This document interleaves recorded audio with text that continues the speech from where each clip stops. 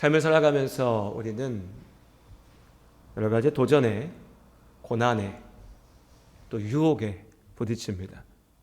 인생이 한없이 평안하기만 하면 참 좋겠지만 삶이 그렇게 평탄치 못한 여러 가지의 문제들과 어려움들이 있습니다. 우리는 흔히 그것을 시험이라고 얘기하죠. 그런데 그 시험이 우리에게 또한 시험이 아닐 수 있습니다. 그럼 그 어려움을, 유혹을, 고난을, 도전을 우리는 어떻게 이해하고 어떻게 받아들여야 할까? 어떻게 살아내야 할까? 오늘 말씀 가운데서 우리 인생을 사는 그 모습의 삶의 지혜를, 그 기준을 세웠으면 좋겠습니다. 우리 성경을 좀 뒤로 넘겨서요. 야고보서 1장 2절부터 4절까지 말씀을 함께 읽도록 하겠습니다. 야고보서 1장 2절로 4절, 신약성경 371쪽에 있습니다.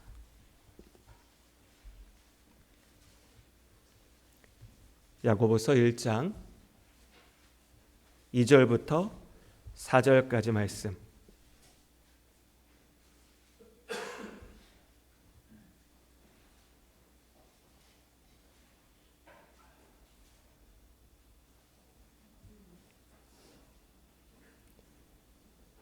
우리 찾으셨으면 함께 한 목소리로 2절부터 4절까지를 함께 읽도록 하겠습니다.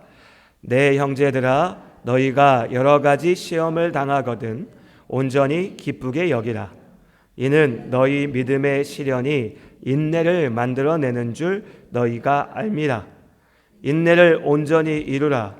이는 너희로 온전하고 구비하여 조금도 부족함이 없게 하려 함이라. 인생 가운데 여러 가지 시험을 당하거든 이라 얘기합니다. 그 말은 삶 가운데 여러 가지 시험이 있다는 겁니다. 예수 믿으면 문제가 없고 믿음이 큰 사람에게는 아무 어려움도 없으며 내가 무언가 하나님의 큰일을 했으니 나는 하는 것마다 다 잘되고 기쁘고 좋기만 하다라는 것은 없다는 겁니다. 이 땅을 살아가는 우리의 삶은 그렇게 이루어져 있지 않습니다. 이 땅을 살아가는 우리에게 맡기신 삶의 목적은 거기에 있지 않습니다. 오히려 하나님께서 우리에게 주시는 말씀은 너희가 그 시련 가운데, 특별히 믿음의 시련 가운데 인내를 온전히 이루라. 그 인내를 통하여 그 시련을 견디어내므로, 감당함으로, 살아냄으로써, 그리고 이겨내므로 너희가 온전해지고 하나님 앞에 완전하게 나아가게 된다 라고 말씀하십니다. 그리고 이어지는 12절부터 말씀을 함께 보죠. 12절부터 18절까지 말씀 한 절씩 읽겠습니다. 시험을 참는 자는 복이 있나니 이는 시련을 견디어낸 자가 주께서 자기를 사랑하는 자들에게 약속하신 생명의 면류관을 얻을 것이기 때문이라.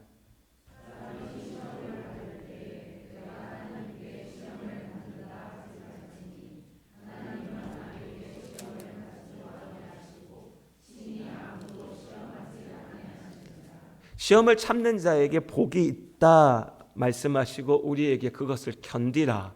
그리고 그 견딤으로, 그 믿음의 인내로 참된 면류관을, 생명의 자리를 우리가 얻을 수 있다 하십니다. 그런데 또한 13절의 말씀에 보면 그런데 그 시험이 하나님께서 우리를 시험하시는 것이 아니라고 얘기하죠. 그러니까 우리 익숙하게 어려움이 닥치면 시험이야, 어려움이야, 나 시험 들 것 같아, 이런 식의 표현을 쓰지만 하나님은 아무도 시험하지 않으신다라고 이야기합니다. 우리 이어지는 14절부터 18절까지 말씀 한 절씩 읽습니다. 오직 각 사람이 시험을 받는 것은 자기 욕심에 끌려 미혹됨이니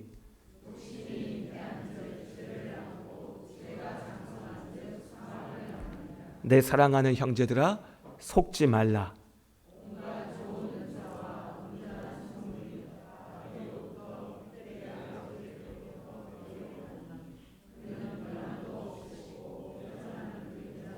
함께 18절 읽습니다. 그가 그 피조물 중에 우리로 한 첫 열매가 되게 하시려고 자기의 뜻을 따라 진리의 말씀으로 우리를 낳으셨느니라. 아멘. 오늘 말씀에서 우리가 시험이라고 하는 것의 의미를 가지고서 그 표현을 구별해야 될 필요를 느낍니다. 그러니까 우리가 인생을 살면서 어떤 어려움이든 고난이든 혹은 유혹이든 도전이든 삶을 어렵게 하는, 더 정확히는 내 삶이 하나님으로부터 멀어지도록, 하나님으로부터 끊어지도록 만드는 여러 가지의 일들을 겪게 됩니다. 그것을 우리가 시험이라고 말할 수 있습니다. 아, 나에게 시험이 왔구나. 믿음의 시험이 왔구나. 그것을 사탄의 시험이라고 표현하든 내 안의 시험이라고 표현하든 뭐 표현은 다 좋습니다. 나에게 시험이 닥쳤구나라고 말할 수 있습니다.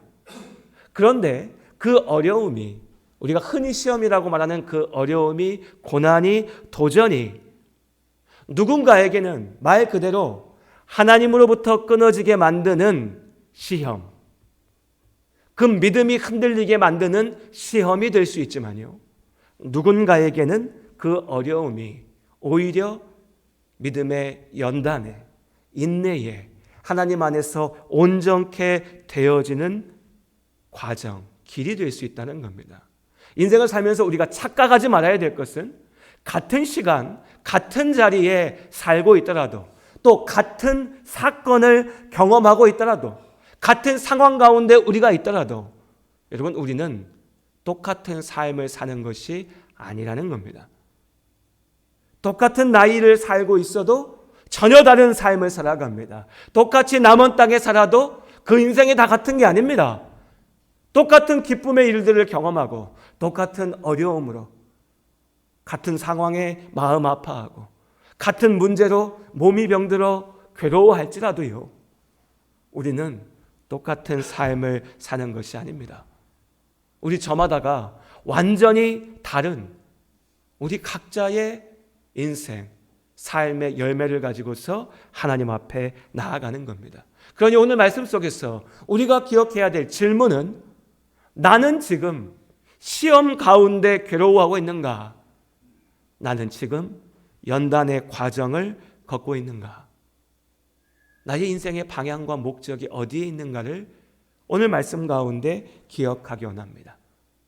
느헤미야에게 닥친 고난 두 가지 사건을 오늘 느헤미야의 6장의 말씀에서 우리에게 이야기하고 있습니다. 그 속에서 우리가 이 시험과 연단의 본질을 봅니다. 먼저 첫 번째로, 이 시험이라고 하는 것은요, 인생의 고난, 어려움과 아픔은 우리의 약함을 공격합니다. 삶을 살다가 어떤 문제가 생겼다고 그게 다 시험이 되고 그게 다 어려움이 되고 그것이 다 연단이 되는 게 아닙니다. 누군가에게는 어떤 일들이 아무런 문제가 아닐 수도 있습니다. 아무런 어려움도 아닐 수도 있지요. 그것이 나에게 어려움이 되고 그것이 나에게 시험이 되고 그것이 나에게 연단의 이유가 되는 것은 그 일이, 그 사건이, 그 사람이, 그 상황이 나의 약함을 공격하기 때문입니다. 6장 1절부터 9절까지 있는 사건은 두려움에 대해서 말하고 있습니다. 유다의 적들, 느헤미야의 일을 회방하려고 하는 자들, 예루살렘의 성벽이 쌓아지고 유대 백성들의 삶이 회복되는 것을 방해하고자 했던 사람들, 산발락과 도비야, 주변의 여러 이방 족속들, 그들은 이 모든 것들을 다 무너뜨리고 싶었습니다. 그런데 6장 1절의 말씀에 보면 예루살렘 성벽이요, 이제 거의 다 올라갔습니다. 성벽은 다 쌓아졌어요. 문만 남았다. 아직 내가 문을 달지 않았다. 느헤미야가 얘기합니다. 그러니까 모든 일들이 다 이루어진 것 같은데 이제 마지막 마무리만 남아있는 그런 상황까지 온 겁니다. 그때라도 시험은 있습니다. 그때라도 고난과 두려움은 찾아올 수 있습니다. 내 인생이 이 정도면 다 된 것 같아, 충분해 라고 생각하는 그때라도 우리가 교만할 수 없는 이유입니다. 그때도 우리에게 어려움이, 도전이 찾아옵니다. 그리고 그 도전은 두려움을 자극합니다. 이 원수들이요, 이 대적자들이 느헤미야를 불러내려고 합니다. 야, 성벽이 다 올라갔구나. 뭐가 다 이루어진 것 같다. 그런데 내가 너한테 진짜 할 말이 있으니까 나를 좀 만나자. 거기서 나와라. 성벽 안에 있지 말고 나와라. 나와서 나랑 같이 좀 만나보자. 나랑 이야기하자. 느헤미야가 거절합니다. 거부합니다. 느헤미야는 알았습니다. 지혜가 있었습니다. 내가 그들 앞에 나아가서 그들과 함께하는 그 자리에서 그들이 나를 죽일 것이다. 그래서 그 원수들과 함께하는 자리 가운데 나아가지 않았습니다. 한 번, 두 번, 세 번, 네 번, 다섯 번 나가지 않았습니다. 계속해서 거절했죠. 네, 느헤미야의 생각에 맞았습니다. 원수들은 어떻게든 느헤미야를 불러내서 죽이려고 하고 있었으니까요. 그런데 느헤미야가 그들의 그 꾀임에, 그들의 그 유혹에 넘어가지 않자 이제 그들이 느헤미야를 위협합니다. 뭐라고 위협하냐면요, 네가 그 자리에서 예루살렘에서 왕이 되려고 하는구나. 성벽 쌓아놓고 그 안에서 네가 왕이 되려고 하는구나. 네가 왕이 돼서 반란을 일으키려고 하는구나. 우리가 네 마음 모를 것 같아? 우리가 왕에게 너를 고발하겠다라고요. 그런데 이게 왜 두려움의 이유가 되는가? 우리에겐 잘 와닿지 않습니다. 뭐야? 뭐 그냥 욕하고 험한 말 하는 게 더 신경 쓰이지 뭐 왕이 되려고 하는구나 뭐 어쩌라고 라고 우리는 생각하죠. 그런데 이 말이요, 느헤미야에게는 가장 두려운 자리였습니다. 자, 느헤미야가 지금 예루살렘에 와서 성벽을 쌓는 이 일을 어떻게 할 수 있었습니까? 무슨 자격으로 할 수 있었습니까? 그는 이 땅에 예루살렘의 총독으로서 이 자리에 와 있었습니다. 그럼 누가 총독을 시켜줬습니까? 왕이요. 페르시아의 왕이 자기의 힘을 느헤미야에게 맡겼던 겁니다. 너 내 신하지. 내가 너를 믿어. 그런데 네가 바라는 것이 예루살렘을 회복시키는 거라고? 그래, 좋아. 네 뜻대로 해봐라. 내가 너에게 힘을 줄 거고 내가 너에게 재물을 줄 거고 내가 그 일을 할 수 있도록 너를 도와줄게. 느헤미야를 보냈던 겁니다. 왕의 지원이 있었기 때문에 느헤미야가 이 일을 할 수 있었죠. 다시 얘기하면 그 왕의 말 한마디면 이 모든 것이 다 무너질 수 있었다는 겁니다. 원수들은 바로 그 지점을 공격하고 있는 겁니다. 그 왕이 제일 싫어하는 말이 뭘까? 왕이요, 당신이 느헤미야를 믿고 총독으로 보냈는데 느헤미야가 하는 짓은 뭐냐면 거기서 성벽 쌓고 자기가 왕이 되려고 합니다. 반란을 일으키려고 합니다. 그럼 어떻습니까, 여러분? 느헤미야가 바보가 아니었어요. 정치를 모르는 사람이 아니었습니다. 왕의 곁에 가장 높은 자리에 있었던 사람입니다. 왕의 마음이 어디에서 흔들리는지도 알았던 사람입니다. 적들의 이 말이 느헤미야에게 위협이 되었습니다. 두려움이 되었습니다. 느헤미야도 두려웠습니다. 사실이니까요. 왕의 말 한마디면 내가 아무것도 아니게 될 수도 있다. 이것이 우리에게 닥쳐오는 시험의 모습입니다. 내 자리에 대한 두려움, 실패에 대한 두려움, 그것으로 우리가 무너지는 겁니다. 우리의 삶 속에서 한번 생각해 보죠. 우리의 삶 속에서 하나님 앞에 믿음의 삶을 사는 것에는 나의 열심을 내려고 합니다.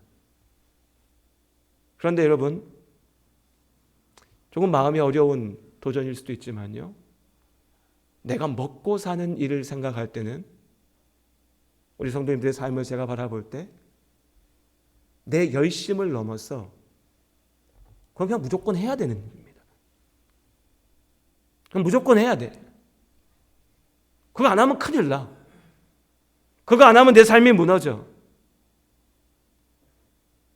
내 직장 상사에게 내가 무언가 밉보여서 내가 승진하지 못하면, 내 고객들에게 뭔가 내가 잘못 보이면 내 사업이 무너지고 내 일이 실패하고 내 성적이 좋게 나오지 않고 내가 취업을 해서 좋은 자리를 얻어야 되는데 거길 가지 못하고, 이러저러한 내가 의지하고 믿고 살아가는 것들이 무너지면 다 끝장나는 거야.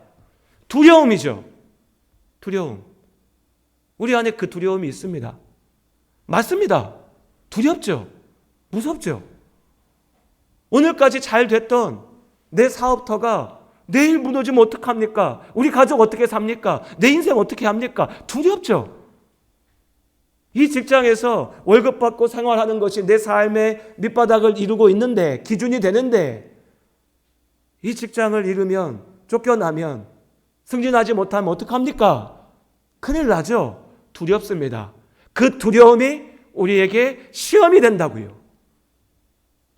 그 두려움이 우리에게 시험이 됩니다. 내 육신이 건강해야 내가 사는 건데, 제대로 사는 건데, 사람답게 사는 건데, 내 몸이 병들면 어떡하지? 두렵죠. 내가 똑똑해야 되고, 내가 능력이 있어야 되고, 내가 인정받아야 되는데, 사람들이 나를 무시하고, 사람들이 나를 깔보고, 조롱하고, 비웃고, 내 옆을 떠나면 어떡하지? 두렵죠.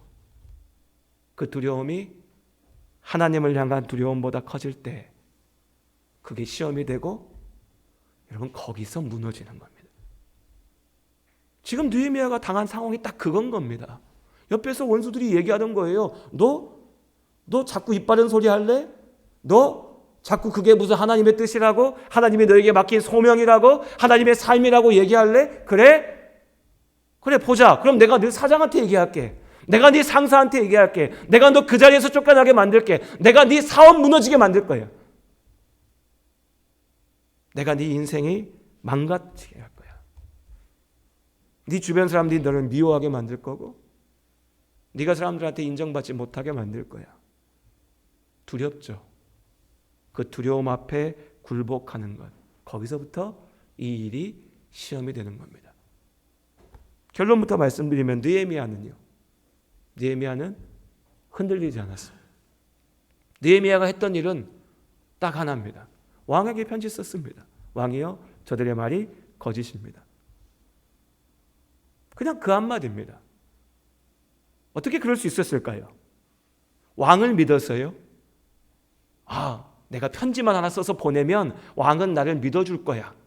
우리 사이가 그 정도는 돼. 라고 믿어서요? 느헤미야서 말씀 처음 시작하면서 말씀드렸죠. 당시의 페르시아의 왕들은요, 내가 곧 신이었습니다. 사람들과 나는 다른 존재입니다. 말 한마디면 내 옆에 있었던 왕비도 왕후도 하루아침에 갈아엎을 수 있고 쫓아내고 죽일 수도 있는 게 왕이었습니다. 그런데 그런 왕에게 왕이 나를 지켜줄 거야? 그런 거 아닙니다. 느헤미야는 사람을 믿었기에 흔들리지 않은 것이 아닙니다. 두려웠습니다. 자기도 그렇게 말합니다. 원수들이 나의 두려움을 공격하는구나. 느헤미야는 알았습니다. 그 모든 두려움보다 더한 두려움, 경외한다. 나는 하나님을 경외하는 사람이다. 하나님 앞에 그 거룩한 떨림. 왕이 나를 이 총독의 자리에서 끌어내릴 수 있지만 하나님께서 나를 살리신다. 왕이 내 육신을 죽일 수도 있지만 나를 영원 가운데 살리시는 이는 하나님이시다. 더 본질적으로요, 왕이 준 돈으로, 왕이 준 힘으로 이 성벽을 쌓는 것이 아니라 하나님께서 이루시기에 이 성벽이 쌓아지는 것이다. 이것이 느헤미야의 믿음이었습니다. 그 믿음으로 살아가시기를 주님의 이름으로 축원합니다. 여러분, 월급 받아 사는 삶인가요? 그렇죠. 저도 그 마음 압니다. 저도 월급 받아 삽니다. 교회에서 월급 못 받으면 어떻게 삽니까? 우리 애들 학교 보내야 되고 대학도 보내야 되고 키워야 되는데 당장에 수입이 끊기면 어떻게 삽니까? 두렵죠. 무섭죠. 근심됩니다. 목사님은 어디 막 하늘 위에 사니까 우리의 어려움 몰라. 그런 거 아니라고요. 저도 돈 좋아한다니까요. 많이 있으면 좋겠어요. 그런데요, 여러분, 우린 믿는 사람이지 않습니까? 하나님께서 우리를 살리시는 줄로 믿습니다. 예수 그리스도께서 십자가의 은혜로 우리를 구원하신 줄로 믿습니다. 그 믿음은요, 열심을 다해 살지만 그 열심 가운데 노예되어서 매이는 삶이 아닙니다. 하나님께서 우리를 보내시는 자리에서 열심히 일해서 돈 벌어서 먹고 살지만요, 먹고 사는 것이 우리의 인생의 목적은 아닙니다. 우리를 살리기 원하신다면 하나님께서 우리로 살게 하실 줄로 믿습니다. 이 직장이든 이 일이든 이 사업이든 그것일지 우리는 모르지만 그 어떤 자리에서든 하나님이 우리로 살게 하심을 믿습니다. 중요한 것은 어떻게 안정적으로, 어떻게 부자가 돼서, 어떻게 성공해서 사느냐가 아니라 내가 어떻게 하나님 안에서 온전하게 사느냐입니다. 그러니 여러분 두려워하지 마시기를 주님의 이름으로 축복합니다. 두려워하지 마십시오. 오직 하나님을 두려워하는 우리가 될 수 있기 원합니다. 세상의 헛된 것들이 우리를 어렵게 할 수 있습니다. 우리로 근심하게 할 수 있습니다. 우리로 때로 눈물 흘리게 하고 한숨을 내쉬게 만들 수 있습니다. 그러나 거기까지입니다. 거기까지입니다. 나를 참으로 살게 하시느니, 나로 웃게 하시느니, 나의 삶에 참된 의미를 갖게 하시는 이는 오직 하나님 한 분뿐인 줄로 믿습니다. 그것이 시험을 연단으로 바꾸어 연단 가운데 승리하는 우리의 삶입니다. 그리고 두 번째로요, 이 시험은요 또 때로 교묘한 거짓과 빛의 얼굴로 찾아옵니다. 그것이 오늘 느헤미야 6장의 두 번째 사건입니다. 10절 이하의 말씀에 보면 느헤미야가 성벽을 쌓는 일을 하면서 다 관장을 하고 있는데 이 유대 사회에서 선지자라고 불렸던 스미야라고 하는 사람이 눈에 잘 보이지 않는 거예요. 그래서 느헤미야가 생각했습니다. 스마야에게 무슨 일이 있나 싶어서 그의 집을 찾아갔어요. 그런데 그 스마야가 선지자, 하나님의 사람이라고 불렸던 그 스마야가 하는 말이 뭐냐면, 오늘 밤에라도 암살자들이 당신을 죽이기 위해서 찾아올 수 있다. 당신 지금 위험하다. 당신 죽을 수도 있다. 그러니까 나랑 같이 성전의 성소에 들어가자. 성전은 안전하지 않냐? 성소 안에 딱 들어가서 문 딱 걸어 잠그고 우리가 그 안에서 오늘 밤을 보내자. 그러면 암살자들이 와도 위험을 넘길 수 있을 거다. 당신 살 수 있을 거다. 라고 얘기하는 겁니다. 누가 얘기했다고요? 선지자가. 그럼 어떻게 들립니까? 여러분 그런 적 한 번도 없으시겠지만 목사가 갑자기 전화를 해가지고, 집사님 제가 기도하는데 오늘 집사님 뭔가 좀 안 좋을 것 같아요. 집사님 오늘 집 밖에 나가지 마시고 회사도 오늘 하루 병가 내시고 집에서 쉬세요 하면 어떻게 하시겠습니까? 일하러 가시겠습니까? 목사님 말보다 회사에 출근 도장 찍는 게 더 중요합니다. 하실지 모르지만 아마 우리 성도님들 쉽지 않으실걸요? 그죠? 우리 마음에 불안하잖아요. 목사님 뭐길래 저렇게 얘기하지? 오늘 하루 좀 그냥 있어야 되나? 이런 생각 드실 겁니다. 그렇잖아요. 느헤미야도 그럴 수 있어요. 선지자가 하는 얘기예요. 심지어 무슨 막 나쁜 짓 하러 가자는 건 아니에요. 성전으로 가자는 거예요. 성전 안에서 여러분 표현하기 얼마나 좋습니까? 내가 성전 안에 들어가 있으면 하나님이 나를 지켜주신다 라고 얘기하면 딱 말하기 좋잖아요. 시험은, 유혹은 교묘한 거짓과 빛의 얼굴로 찾아온다고요. 그런데 이 말을 가만 듣던 느헤미야의 마음속에 한 가지 분명한 기준이 떠오른 겁니다. 그게 뭐냐? 성소에는 제사장들만 들어갈 수 있다는 거예요. 난 제사장이 아니에요. 그럼 나는 그 자리에 들어갈 수가 없어요. 물론 오늘 우리의 기준에 성소를 찾고, 우리에겐 성소가 없죠. 어떤 장소로서의 성소는 없습니다. 문자 그대로 적용할 수 있는 건 아니지만 그 당시 느헤미야의 때에는 그랬어요. 하나님의 분명하신 명령이 있었습니다. 느헤미야는 성전의 성소 가운데 들어갈 수 없었죠.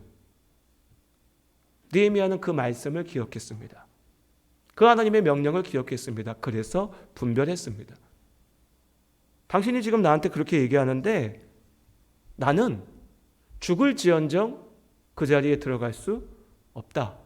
왜냐하면 하나님의 말씀에 그것이 나에게 허락되어져 있지 않다라고요. 느헤미야의 기준이 어디에 있었습니까? 내 귀에 그럴듯하게 들리는 말이 아니었습니다. 하나님의 말씀이었습니다. 역시 두려웠을 겁니다. 암살자가 나를 죽이러 오면 내가 오늘 밤에 죽을 수도 있잖아요. 선지자가 얘기하는 살 수 있는 방법인데 왜 혹하지 않았겠어요? 그러나 느헤미야에게는 분명한 기준이 있었습니다. 나는 하나님의 말씀 앞에 순종한다. 흔들리지 않았습니다. 그리고 자신의 자리를 지켰습니다. 그리고 나서 시간이 지나고 보니까 이 모든 일에 이 말의 실체가 드러났어요. 무엇이냐?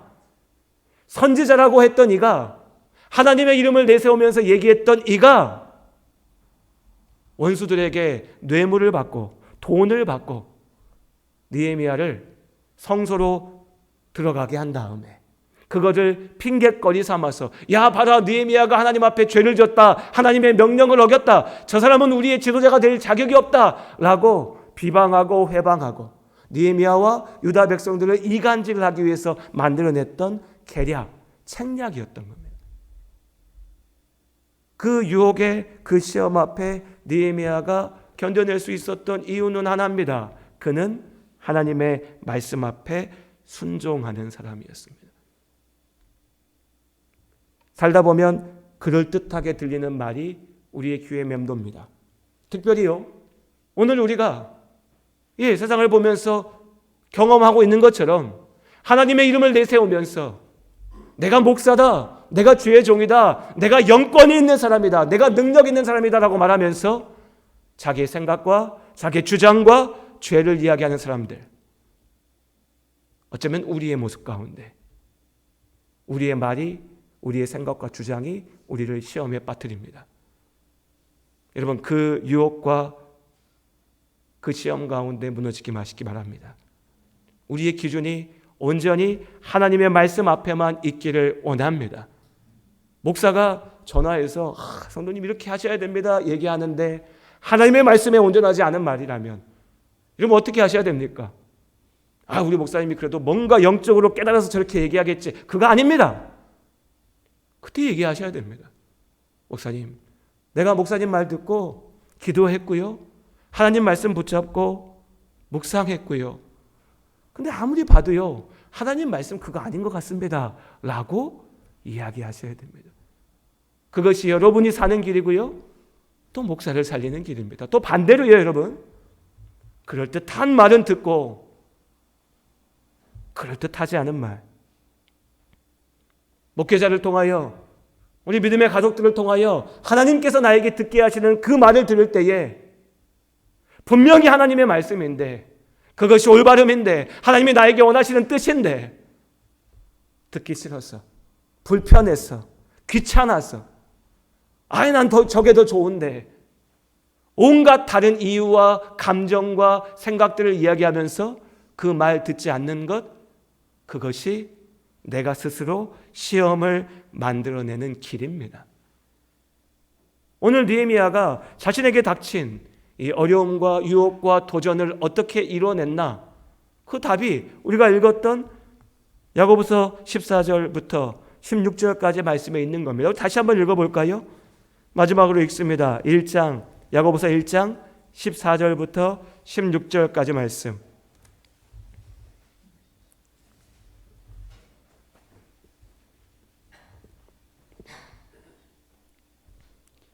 야고보서 1장 14절부터 16절 우리 함께 한 목소리 읽겠습니다. 오직 각 사람이 시험을 받는 것은 자기 욕심에 끌려 미혹됨이니 욕심이 잉태한즉 죄를 낳고 죄가 장성한즉 사망을 낳느니라. 내 사랑하는 형제들아 속지 말라. 욕심뿐만이 아닙니다. 여기서 말하는 욕심이 어떤 물건에 대한 욕심뿐만이 아닙니다. 사람에 대한 욕심으로, 인정받고자 하는 욕심으로, 평안하고자 하는 욕심으로, 당장에 아무 문제가 없기를 바라는 욕심으로, 지금의 어려움을 그냥 쉽게 넘어가고 싶은 욕심으로, 내 안의 감정으로, 나의 주장으로, 나의 생각으로 거기서 무너지는 겁니다. 그렇게 스스로 속이는 겁니다. 그리고 시험에 빠지는 겁니다. 주 안에 사랑하는 여러분, 속지 마시길 바랍니다. 내 안에 나의 감정이 나를 휘두르려고 할 때, 나의 주장과 생각이 나를 무너뜨리려고 할 때, 내 곁에 나를 사랑한다라고 말하면서, 내 곁에 가까이 있다라고 말하면서 나를 무너뜨리려 하는 온갖 소리들 가운데 휘둘리지 마시고 속지 마시고, 오직 하나님의 말씀을 가운데 두고 오직 하나님 앞에 기도하며 인내함으로, 견딤으로 하나님께서 주시는 참된 생명의 면류관을 쓰시기를 주님의 이름으로 축복합니다. 오늘도 이 한 주간의 삶 가운데 우리의 앞에 도전이 있을 겁니다. 고난이 있을 겁니다. 유혹도 있을 겁니다. 다 때려치고 싶은 마음도, 저것만 가지면 될 것 같은 마음도, 이러다 무너지는 거 아닌가 하는 두려움도, 유혹도 있을 겁니다. 그 모든 어려움과 유혹이 나를 죽이는 시험이 될지, 내가 하나님 앞에 더욱더 나아가는 연단이 될지, 그것이 우리에게 맡겨져 있습니다. 그 도전들 앞에서 믿음으로 승리하시기를, 믿음의 연단으로 나아가시기를 주님의 이름으로 축복합니다. 기도하겠습니다. 하나님,